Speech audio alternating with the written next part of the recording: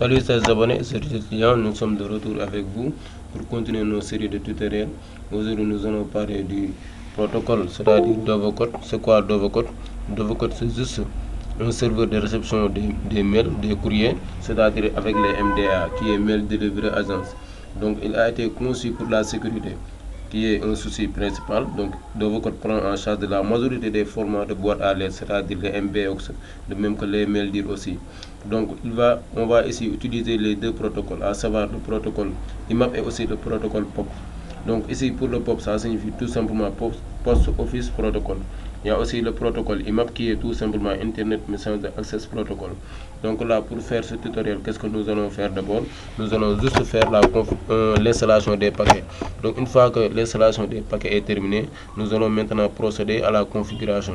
Donc sans plus tarder, nous allons d'abord tester la connectivité Internet. Donc là, il faut s'assurer d'abord que sur la machine physique il y a Internet. Donc là, on peut maintenant utiliser la commande DHClient. Donc on va pinguer l'adresse de Google pour savoir est-ce que ici nous avons la connectivité Internet. Et là la connexion marche. Donc qu'est-ce que nous allons faire maintenant? Procéder à l'installation des paquets. Pour ce faire, nous allons utiliser la commande apt toujours install. Là nous allons installer les paquets de Dovecot, à savoir Dovecot Core, voilà, et aussi Dovecot, voilà, Pop 3, Pop 3D, voilà, et Dovecot IMAP. Parce que ici avec Dovecot la version Dovecot 3 là est beaucoup plus utilisée et il est aussi d'actualité. IMAP qui est la version la plus récente. Donc là ici avec la commande apt install Dovecot Core Dovecot, voilà, Pop 3D, c'est bon, Dovecot IMAP-D. Donc là on peut valider. Là nous allons juste patienter le temps que le serveur installe les paquets. Nous allons valider avec yes, Y.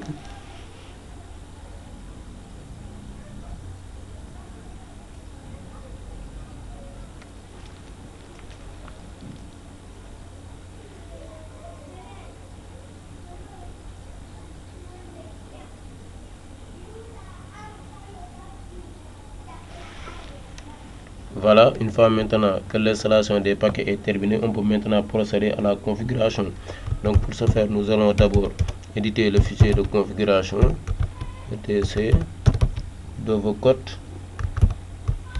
dovecot.conf. Donc là, on va d'abord numéroter. Là, on part maintenant à la ligne 30. Maintenant à la ligne 30. Donc là, on va juste le décommander à la ligne 30. Et c'est bon. Et là, on a terminé au niveau du fichier de configuration dovecot.conf. Là, on peut enregistrer et quitter. Et maintenant, qu'est-ce qu'on va faire? Nous allons éditer le fichier etc. Maintenant, Dovecot conf.d 10 autres. Voilà. Donc on va numéroter.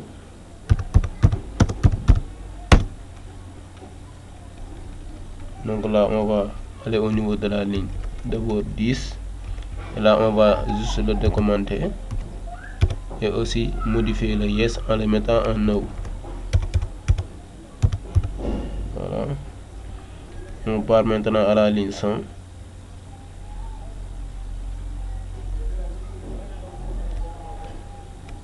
Voilà. Donc on va mettre ici plein login. On va ajouter login. Maintenant on a terminé ici pour le fichier de configuration haute. Donc write and kit. On va maintenant éditer le fichier de configuration mail, voilà, .conf. Donc on va numéroter.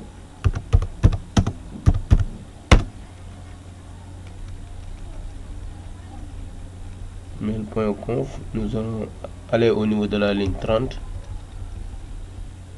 mail location, on va juste le laisser à mailbox mail here, mail location.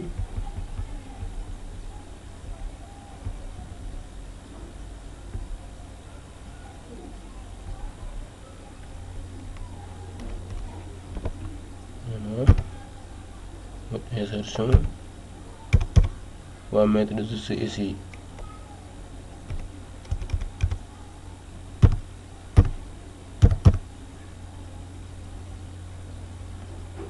mail dire 2 points tilde mail dire. Donc on va supprimer tout ça.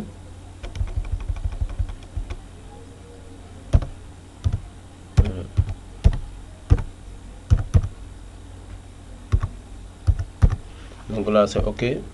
Mail location c'est déjà mail dire 2 points tilde mail dire, et là c'est ok. On peut enregistrer et quitter. Write and quit. On va maintenant éditer le fichier master. On va numéroter.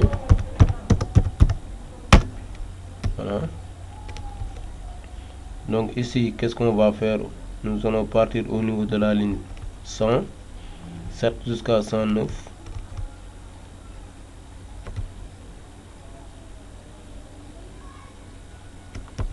Voilà, nous y sommes ici. Voilà, une fois à la ligne 107, qu'est-ce qu'on va faire? Nous allons d'abord décommenter. Voilà. Voilà, maintenant qu'est-ce qu'on va faire? On va juste ajouter ici.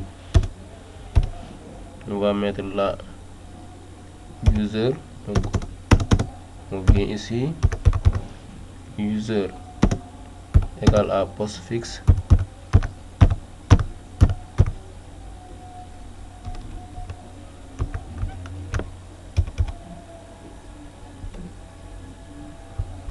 Voilà, user postfixe.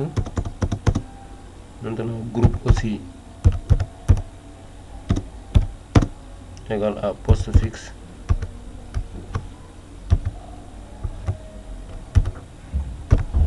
Et là on a pratiquement terminé. Donc là on peut enregistrer et quitter. Write and quit. Et maintenant qu'est-ce qu'on va faire? Juste redémarrer le service.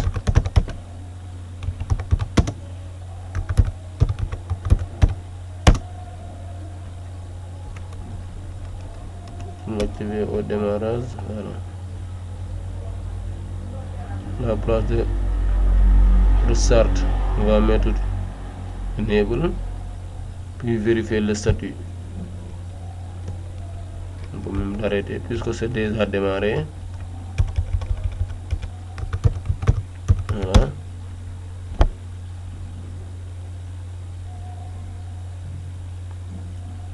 On va maintenant vérifier le statut.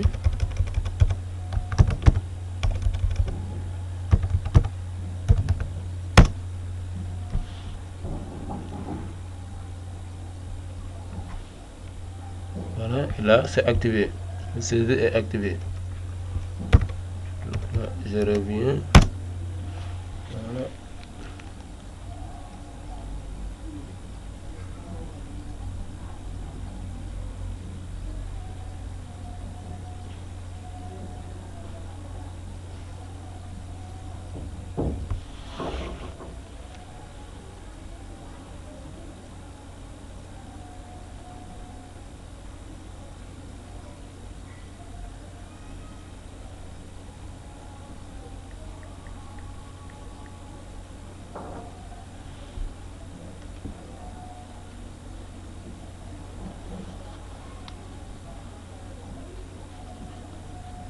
Voilà.